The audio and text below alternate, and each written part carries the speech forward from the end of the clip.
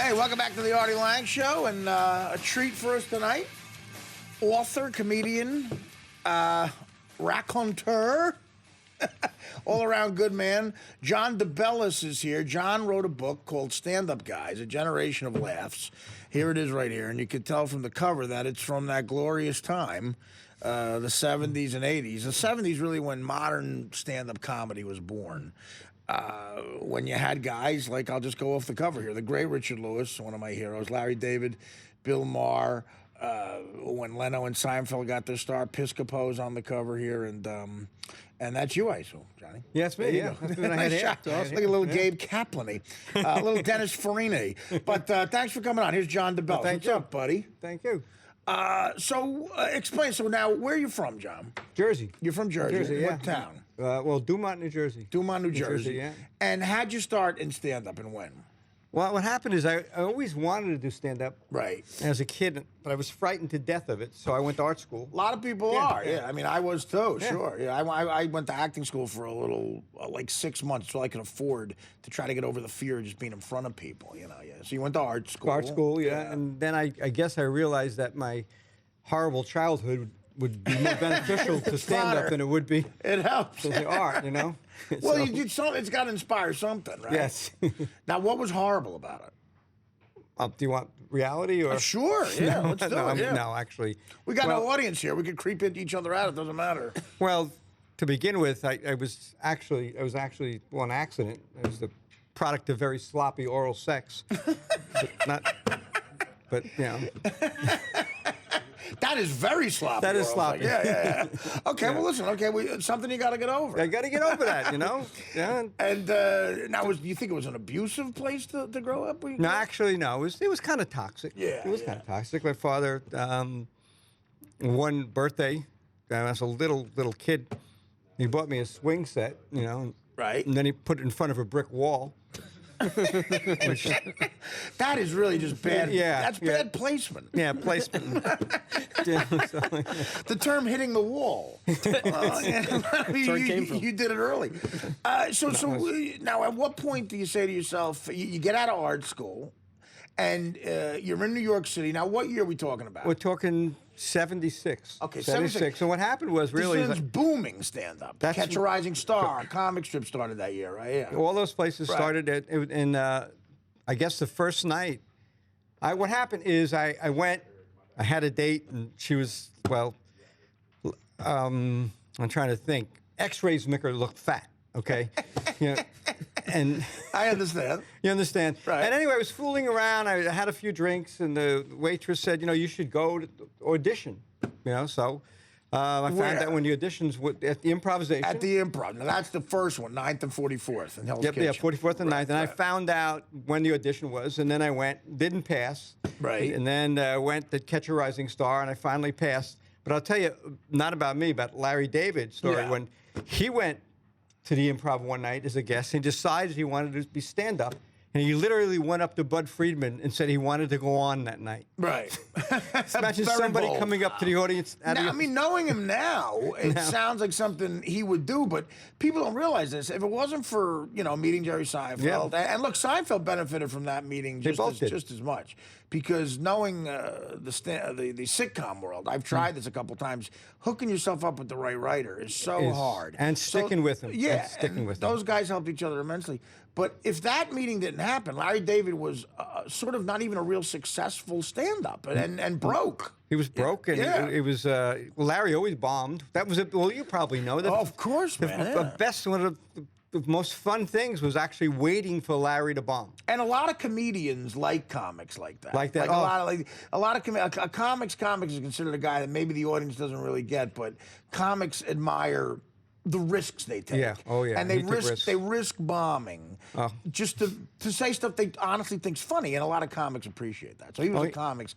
And he would, but when he bombed, he would just explode at the audience. Right, got mad. Explode. He would call them scum. He would challenge Stupid. He'd challenge them to fights. Bring them outside. He'd throw gum at them. Yeah. It was. And so we never knew what he was going to say. So we just sit in the back and laugh.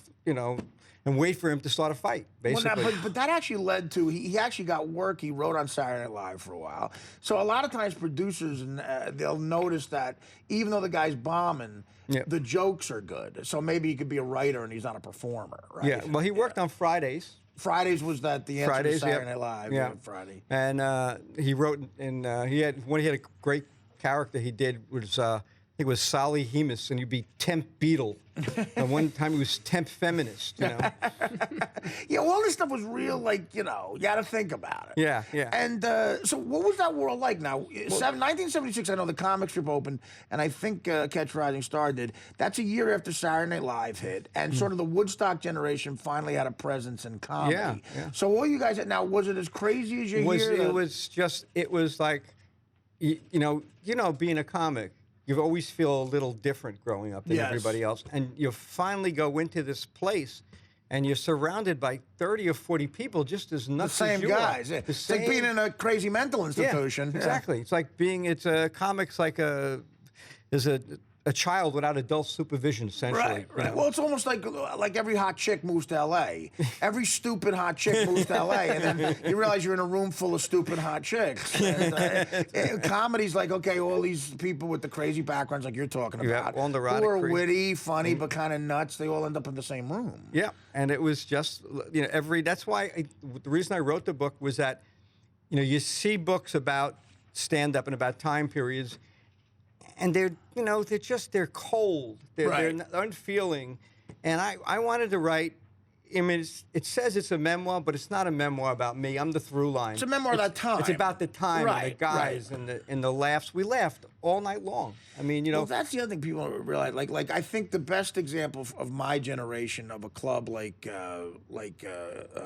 Catch Rising Star for my generation is the Comedy Cellar down here in Greenwich Village. I still play it all the time. And the setup is there's a table upstairs where all the comics sit to wait to go downstairs to perform.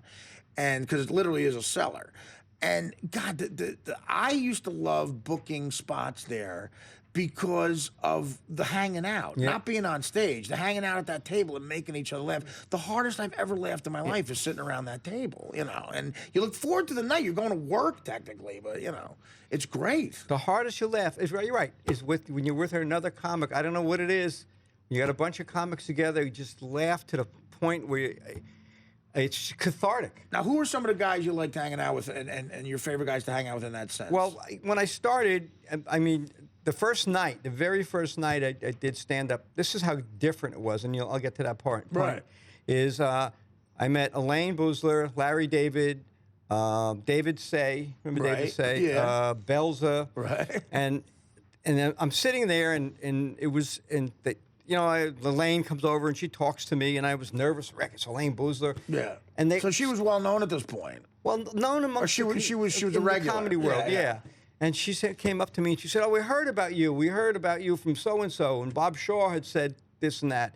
And then all of a sudden, I'm sitting with Larry, who I always thought was a little nuts even then. I loved him. He was my closest friend then. But he was, I've met him real briefly, and he does give off like he's always like about to just scream at you or something. Yeah, right. Yeah. And he loves explosions. He gets annoyed. Yeah. But he's funny when he gets annoyed. But anyway, that's the difference. Yeah, absolutely. Yeah. But anyway, so Richard Lewis comes up to me and he says, "I heard all about you. Come on, I'm taking you to the Improv." Right. And he just took me over to the Improv, and he goes to Chris Albrecht. This guy's supposed to be funny. Put him on every night. Chris Albrecht, who later on went to be the head of HBO. Right, yeah. So I got right in with all the guys right in the very beginning. And so it was just one night after another, just laughs and craziness. And it doesn't stop. But a month ago, I was in California. Right. And Larry David calls me up. He says, "My brother Ken," and this is how close we all were. We all knew each other's families. Yeah. And he says, "My brother Ken just moved to San Diego. Let's drive down." So I go to Larry's house. Larry doesn't drive a fancy car. He drives a Honda, Toyota Prius. Does he really drive a Toyota Prius? Toyota Prius. You're couple kidding years old. me. Yep. I mean, that's almost like he's doing that to be hostile. I mean, the guy, he's got $1 billion. You forget about the Seinfeld money. He's got Curb Your Enthusiasm. He hit the jackpot twice. You laugh. No, he hit the jackpot twice with sitcoms. Well, he bought a Prius. A Prius is almost like, look, I want you to mess with me. I want you to say something. Did I tell you he bought a Porsche? He bought a Porsche. Yeah, that makes sense. He calls me up and says, "John, I'm going to buy a Porsche. I've been debating 6 months. I'm going to buy a Porsche. So he buys a Porsche. Great, Larry, buy the Porsche. And he calls me up 3 days later. I brought the Porsche back.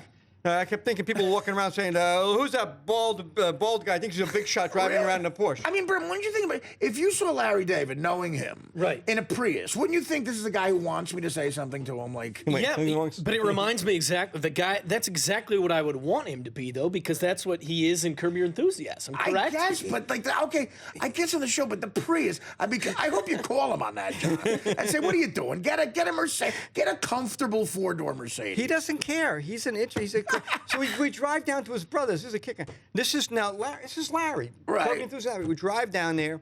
We get into his brother's house. I walk in. Ken walks in. 6 feet into his house, Ken's giant dog attacks Larry, bites him on the side.